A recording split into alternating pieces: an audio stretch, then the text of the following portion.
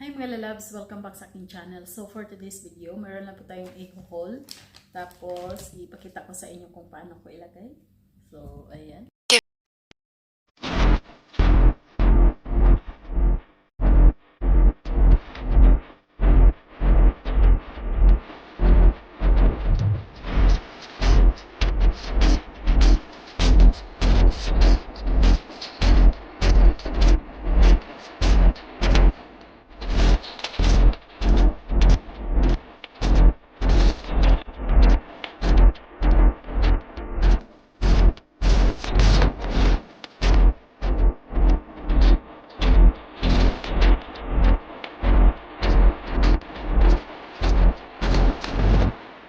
So ito na po yung i-haul natin mga lalabs. So kanina pinipick up ko yung argan oil.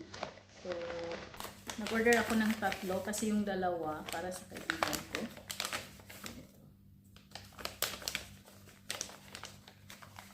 Gabi na. So ito mga lalabs, yung argan oil.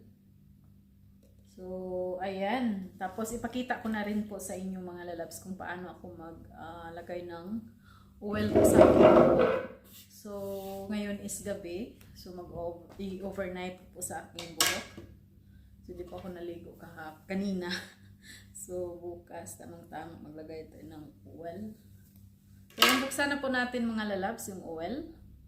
So ano lang po siya, 50 ml. Pero matagal din naman ito maubos. Argan oil shine enhancers. Makes your hair long and healthy. Then treats dandruff. And ingredients and essential fatty acids, squalene, polyphenols, ferulic, vitamin E, natural oil. Ayan. So, yun na. So, mabango naman siya mga loves. Argan oil. So, maglagay tayo sa ating, tapos i-ano natin dito sa scalp.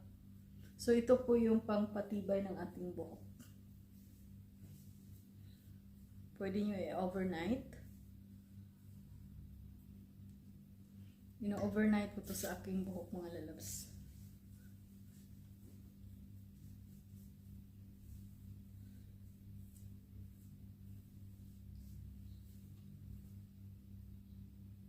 Pampatibay ng buhok sa scalp.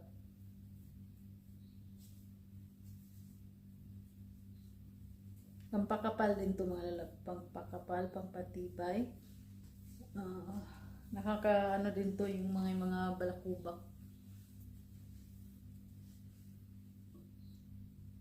I-overnight ko lang po ito mga lalabs. Overnight.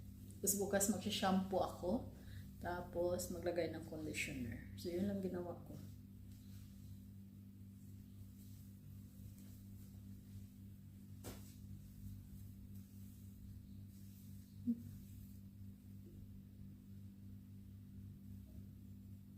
Para makita niyo kung paano ko nilagay ang argan oil sa massage nyo lang po mga lalaki, massage. Ang ganda kasi kapag i-overnight para mag-absorb talaga yung yung nilagay natin na oil. Wala naman siyang amoy. Mabango naman siya, mabango. Kaya okay lang, maano sa unan. Pwede naman palitan yung pillow cover. Wala siyang amoy. Ayan. O, diba? Pampatibay.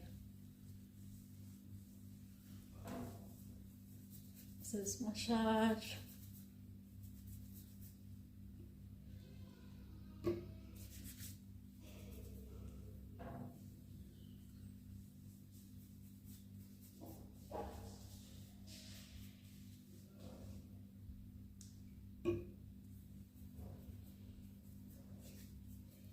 Kailangan na akong magkulay ng aking buhok kasi lumabas yung itim. Ayan. Ganyan lang mga lalabs.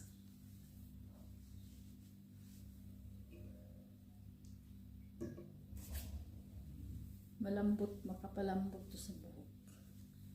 Lalo na kapag i-overnight mo. Lambot ng hair mo pagkatapos mag-shampoo.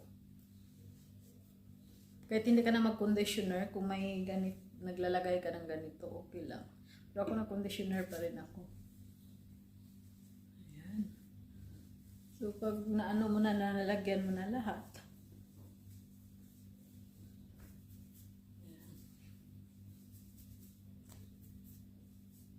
Dinamihan ko dito banda para ano siya. Para titibay yung ano. Kasi last time, di ba, naglalagas ng buhok ko. Yeah, ito lang yung nilagay ko. Para hindi na siya naglagas-lagas. Yan. Massage, massage! Diba? So, kailangan talaga ano. Pwede mo rin suklayin. Sinusuklay ko. Tigas-tigas ng buhok natin kasi wala tong ligo eh.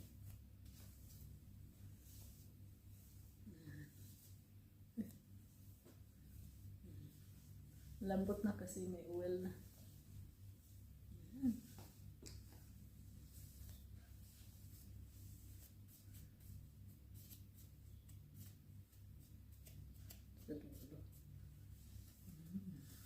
Ito malambot na siya. Last. Lagay ko sa ano. Ito. Dulo.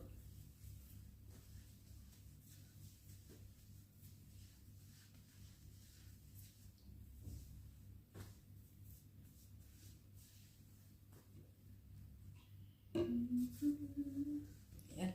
So, yun lang mga lalabs kung paano ako maglagay ng oil. So, massage nyo lang pag may time naman kayo. Ganun. Tapos, overnight. Pwede rin ninyo overnight, kahit mga 10 minutes. Pero mas maganda yung overnight mo. Para mag-ano talaga siya, mag-absorb. Yung nilalagay nyo na oil. Ayan. Ayan.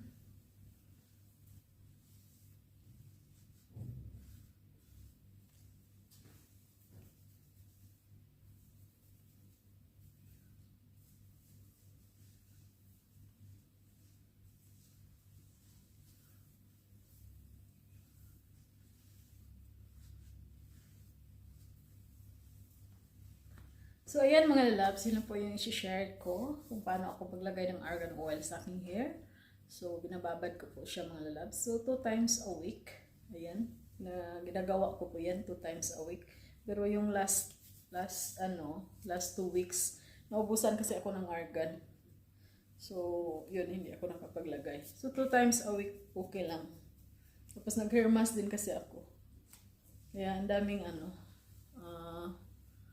kailangan kung gusto mo ma-maintain yung hair mo, lalo na kapag lagi ako may kulay kasi yung buhok ko, kaya kailangan para hindi siya mag-dry, kailangan mo may mag-hair mask, tapos yun nga, yung argan oil din.